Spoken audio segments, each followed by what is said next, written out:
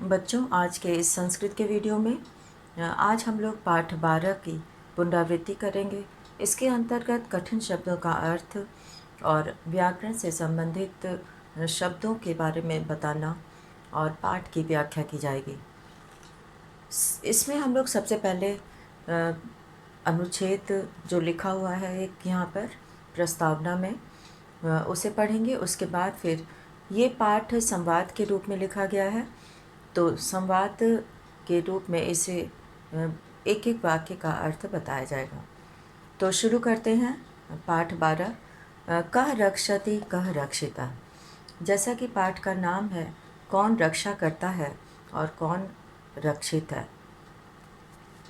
प्रस्तुत पाठ स्वच्छता तथा पर्यावरण सुधार को ध्यान में रखकर सरल संस्कृत में लिखा गया संवादात्मक पाठ है और हम अपने आसपास के वातावरण को किस प्रकार स्वच्छ रखें तथा यह भी ध्यान रखें कि नदियों को प्रदूषित न करें, वृक्षों को न काटें, अपितु अधिकाधिक वृक्षारोपण करें और धरा को शस्य श्यामला बनाएं। प्लास्टिक का प्रयोग कम करके पर्यावरण संरक्षण में योगदान करें और इन सभी बिंदुओं पर इस पाठ में चर्चा की गई है। और पाठ का प्रारंभ कुछ मित्रों की बातचीत से शुरू होता है जो सायंकाल में दिन भर की गर्मी में व्याकुल होकर घर से बाहर निकलते हैं। यहाँ पर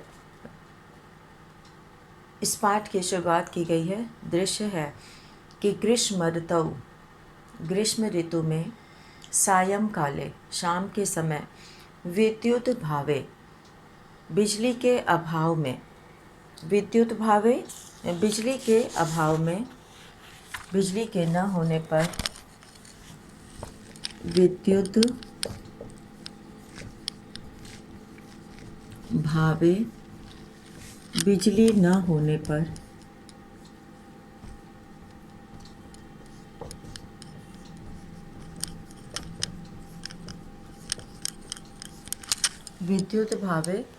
बिजली न होने पर प्रचंडोष्मणा यानी कि भीषण गर्मी से प्रचंडोष्मणा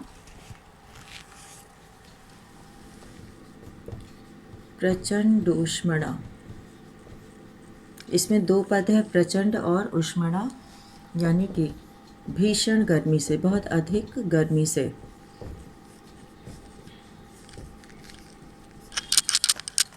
भीषण गर्मी से पीड़ित होकर, परेशान होकर, वैभव गृहात निष्क्रामति घर से, गृहात यानी घर से निकलता है।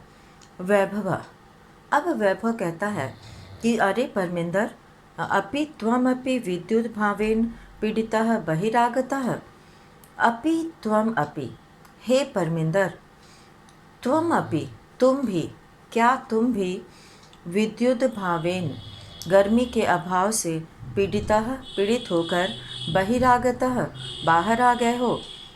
परमिंदर कहता है कि आम मित्र, हाँ मित्र, एकतः प्रचंड आतप कालः, एक ओर, एकतः मतलब एक ओर, एकतः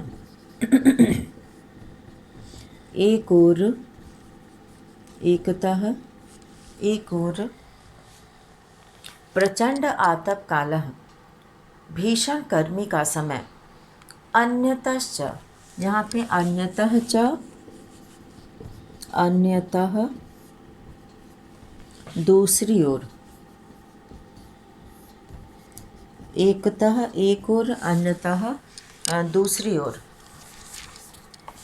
एकतः प्रचंड आतप कालः एक ओर भीषण गर्मी का समय, अन्यतश्च और दूसरी ओर विद्युत भावः बिजली का अभाव, बिजली की कमी।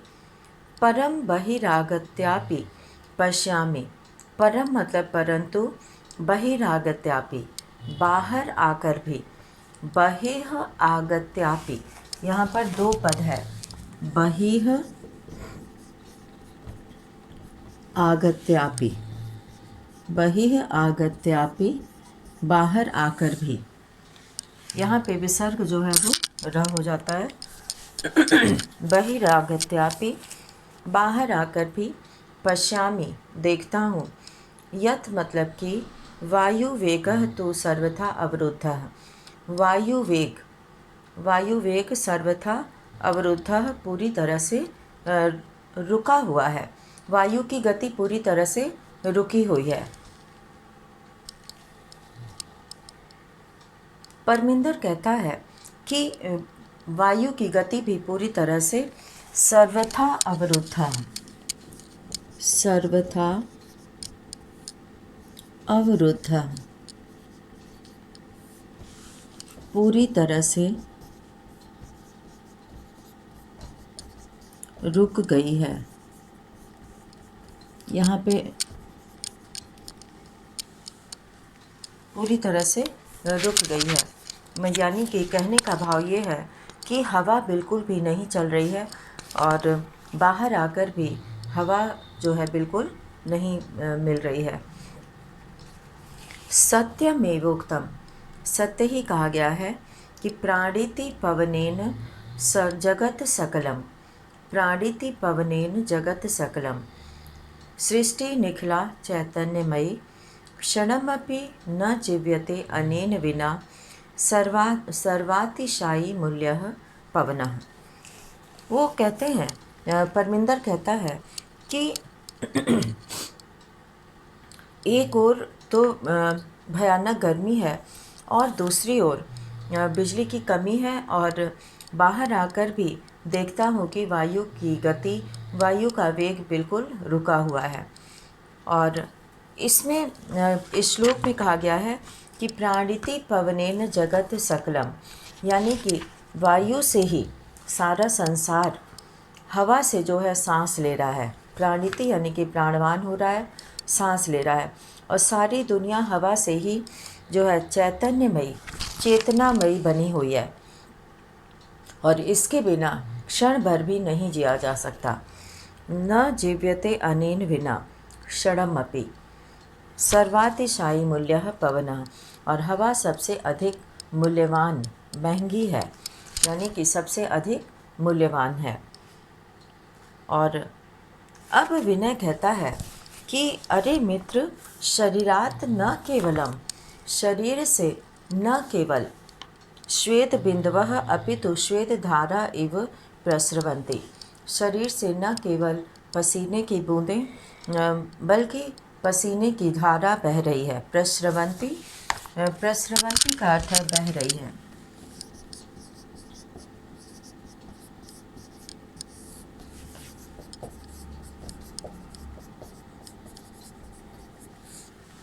प्रस्रवन्ति बह रही है, हवा की धारा बह रही है।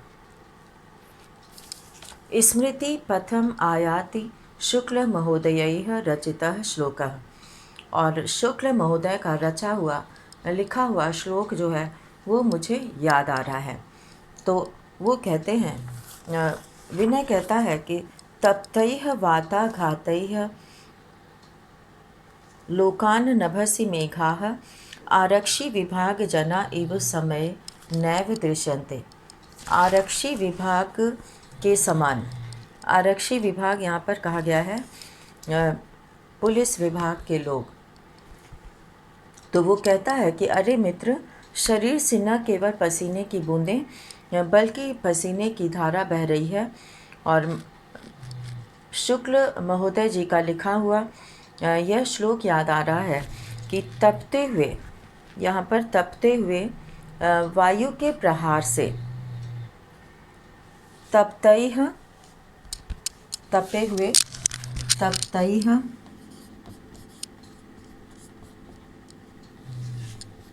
तपे हुए वाताघातैः, वाताघातैः यानी कि हवा के झोंकों से,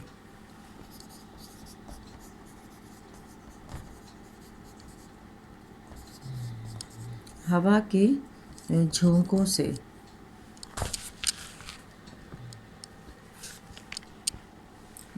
से तप्तैः वाताघातैः नभसि तप्तैः वाताघातैः लोकान् नभसि मेघाः आरक्षी विभाग जना एव। पुलिस विभाग के लोगों की तरह समय पर दृश्यन्ते नहीं दिखाई देते हैं। तो ये जो है आरक्षी विभाग जनाः, आरक्षी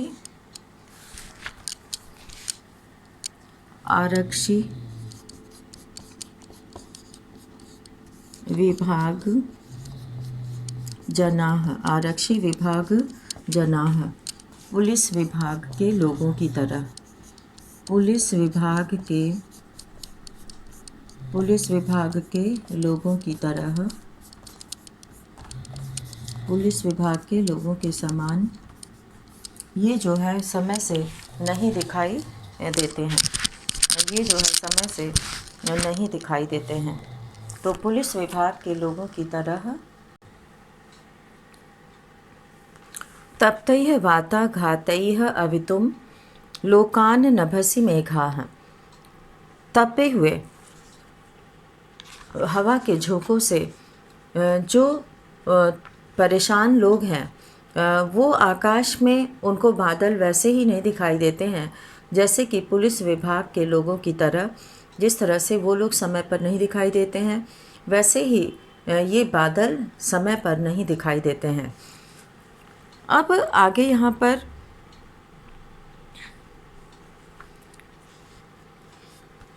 परमिंदर कहता है कि आम, हाँ, अद्य तो वस्तुतः एव, आज तो वास्तव में ही, वस्तुतः एव मतलब वास्तव में ही, निदाघ आतप तप्तस्य याति तालु ही शुष्कतां पुंसो भयादि तस्यैव स्वेदवद जायते वपुः। वो कहते हैं कि मित्रों, जहाँ आज की गर्मी में, धूप में तपे हुए, निदाघ आतप तप्तस्य यानी कि गर्मी से तपे हुए, गर्मी की धूप में तपे हुए व्यक्ति का याति तालु ही शुष्कताम, तालु ही सूख जाती है, पुंसो भयाति तस्यैव, और भयभीत मनुष्य के समान। पुंसो मतलब मनुष्य, और कैसा मनुष्य? भयादि, भय से डरे हुए मनुष्य के समान, भयभीत मनुष्य के समान। शरीर, पुंसो शरीर जो है, वपुः यहाँ पे शरीर के लिए आया है, वपुः यानी कि शरीर, स्वेदवद जायते, पसीने से भर जाता है। कहने का मतलब ये है कि गर्मी की धूप में तपे हुए व्यक्ति का तालु निश्चय रूप से सूख जाता है, और भयभीत मनुष्य के समान मानो शरीर जो है वो पसीने से भर जाता है। यहाँ पर जो है तालु कहा गया है, तालु को, और याति मतलब प्राप्त होता है, शुष्कताम मतलब सूखापन, सूखापन जो है वो तालु सूख जाती है गर्मी के प्रभाव से, और गर्मी में जो है पसीना ज़्यादा निकलता है, और इसीलिए जो है शरीर में पानी की कमी होने से तालु सूखने लगता है। तो उसी का वर्णन यहाँ पर है। और शुष्कताम का अर्थ है सूखेपन, सूखापन। शुष्कताम, सूखापन।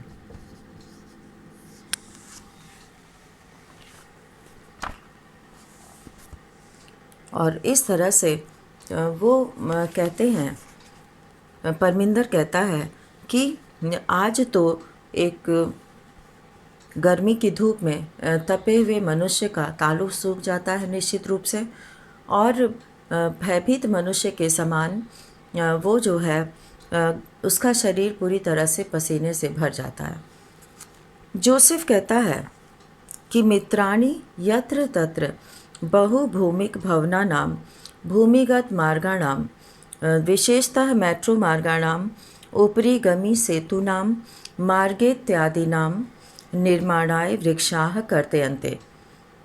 वो जोसेफ कहता है कि मित्र यहाँ वहाँ बहुमंजिला यहाँ वहाँ बहुमंजिला मकान बनने से और भूमिगत मार्ग के बनने से, जैसा कि मेट्रो में होता है, विशेषकर मेट्रो मार्ग के लिए ऊपरीगामी सेतु नाम और ऊपरीगामी सेतु नाम यानी ऊपर से जाने वाले पुल, जो रास्ता बनाया जाता है, जो मार्ग बनाया जाता है, उस पुल पर निर्माणाय वृक्षाः करते अन्ते ऊपरीगामी सेतु नाम मार्गे इत्यादि नाम निर्माणाय वृक्षाः करते अन्ते। उन मार्ग का निर्माण करने के लिए वृक्ष आदि काटे जाते हैं। और अब जो है जोसेफ कहता है कि तर्हि अन्यत् तो किम अपेक्षते अस्माभिः। जब ऐसे वृक्षों को काट कर मार्ग बनाए जाते हैं तो इसमें जो है वो हम लोग क्या कर सकते हैं। अस्माभिः किम अपेक्षते, हम लोग इससे ज़्यादा क्या अपेक्षा कर सकते हैं। वो कहता है कि इतने सारे वृक्ष काटे जा रहे हैं तो हम दूसरों से क्या अपेक्षा कर सकते हैं, हम तो भूल ही गए हैं। यहाँ पर वो कहता है वयम तो विस्मृतवन्तः एव, हम लोग तो भूल ही गए हैं कि एकेन शुष्क वृक्षेण दह्यमानेन वह्निना दह्यते तद्वनं सर्वं कुपुत्रेण कुलं यथा, कि एक सूखे वृक्ष के अग्नि के द्वारा जलने से सारा वन जैसे जल जाता है, वैसे ही जैसे कुपुत्र से सारा वंश जल जाता है, एक बुरे पुत्र से सारा वंश जो है वो जल जाता है। तो एक सूखे वृक्ष के आग से वन जैसे पूरा वन जल जाता है, वैसे ही एक बुरे पुत्र से पूरा कुल नष्ट हो जाता है, समाप्त हो जाता है। अब परमिंदर कहता है कि आम, हाँ, एतदपि सर्वथा सत्यम, यह भी पूरी तरह से सत्य है। आगच्छन्तु नदी तीरम गच्छामः, चलो नदी के किनारे चलते हैं। तत्र चेत कांचित शांतिम प्राप्तु सक्षयेम, वहाँ पर हो सकता है कुछ शांति प्राप्त हो। तो नदी तीरम का मतलब होता है नदी के किनारे। नदी तीरम का मतलब है नदी के किनारे। नदी के किनारे, नदी तीरम, नदी के किनारे जो है वो यहाँ पर वो कहता है कि चलो नदी के किनारे चलते हैं। तत्र चेत कांचित शांतिम प्राप्तु सक्षयेम, वहाँ हो सकता है कि शांति प्राप्त हो जाए। और इस तरह से यहाँ पर